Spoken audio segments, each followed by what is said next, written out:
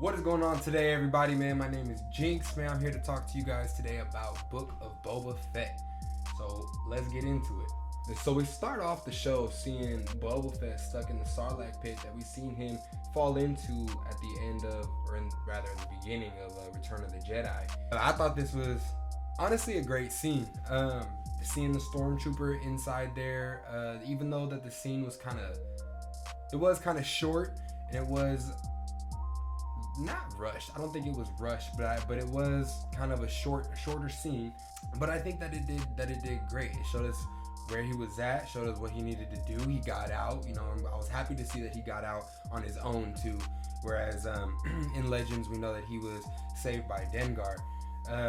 But it was kind of cool to see Boba Fett save himself, and be smart and using. He used the oxygen from the stormtrooper, which is another point too, because I see a lot of people on the internet that are kind of hating on the stormtrooper being in the Sarlacc pit, and I kind of took that and it made sense to me, because we saw in A New Hope stormtroopers patrolling Tatooine all the time, so it kind of made sense to me that there would be one stuck in the Sarlacc pit, and not to mention they take over 1,000 years to digest, so it's kind of would be absurd to think that within 1,000 years of their digestive process that a stormtrooper has never gone into the Sarlacc pit. But whatever. But Boba getting out with the flamethrower, ripping through the Sarlacc and getting himself out. We see the hand pop out of the sand. I thought that was done really well. It was very entertaining to watch. Then we see Boba get jacked. The Jawas are taking his armor from him, and they knock him out as Boba tries to grab one of them. So I thought that was pretty interesting. And then he gets taken by the Tuskens, and man, does he get dragged through the dirt, and I mean that literally. Seeing him get dragged with the Bantha, trying to survive and keep himself walking in the scorching two-sun desert, of Tatooine. It was very Western. I know a lot of people are saying that, but it's true. It's very, very cowboy meets the Native American type of vibe. Being in Tatooine and on this desert type planet, I feel like the Western esque feel to it is perfect. A very Clint Eastwoody. And we see him get trapped and tied up and next to, I forget the name of the species, but like Greedo in A New Hope. We see them get tied up, and then that little dog monster, right? That's kind of keeping guard, making sure that they don't leave. That was pretty cool. But I do like that this episode we start off seeing a very weathered Boba, very messed up Boba. He's been through a whole lot, so it kind of makes sense that even in this pre-established character that we love so much, that he still is in a position where he needs to grow, where he needs to get back into being who he was before, if not better. We see as the show progresses that he probably gains a lot of different perspectives with his time with the Tuskens and kind of how they do things, and that definitely influences the way he thinks and the way that he does things now. Stupid dogs. Anyway, so we see that Boba is in a position where he still needs to become again who he was, after being in that Sarlacc pit, being beat to hell by the Tuskens and just being dragged through the desert and all those acid burns on him. We see that he's pretty messed up. So I think it's pretty cool that we get to regrow with this character that we never really got to grow with in the first place, So I think that that's a pretty nice touch that it's nice for us, I also love the inclusion of Tamora Morrison's Polynesian background. Even though the Tuskens give a very native feel, you could definitely see his influence, Tamora's influence, and kind of what he brings to the table with it. A lot with that gaffy stick, it was pretty cool. So getting all that in a flashback, and actually realizing that these flashbacks come when Boba is healing and his back to tank, I thought was pretty dope. And it does make you really look forward to when he goes back into the Bacta tank, because you do know that probably flashbacks are coming. And who doesn't love flashbacks, seeing connected tissue to, you know, Attack of the Clones and Jango Fett, you know, that's always awesome. I also like the vibe of Boba, even though, as I've said a couple times, that it's very Western vibe. It's also very Western meets mob life, kind of, you know, very Godfather-esque feel going on, you know, and I think that's pretty cool. It's a pretty nice balance. They meet each other very well.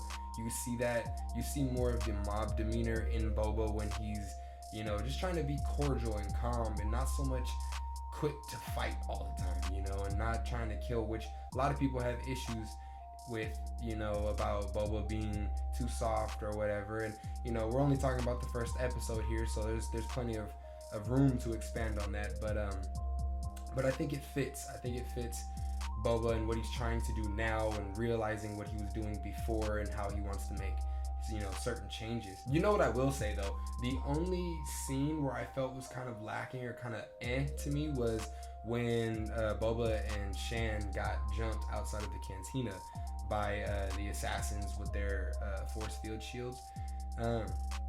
That scene was a little rough for me because I felt like it was kind of dragged.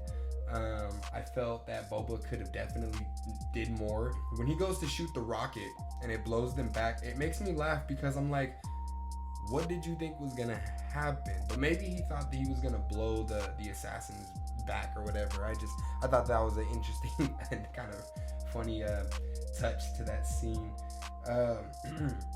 But it was kind of weird, man. It kind of dragged on a little bit. They were kind of just staring at each other back and forth. They got into a little bit hand-to-hand combat, you know. I guess Boba could have, you know, jetpacked out of there. Well, he wouldn't have left Fennec, so that's, you know, there's that. But I mean, he didn't have to leave Fennec, you know, he could have went around it. But anyway, I digress. So that scene was a little bit weird. I felt like it was a scene just for the Gamorreans to come in and save them. And by the way, do the Gamorreans look the same to you? Because they looked a lot smaller to me in this series than they did in the original trilogy.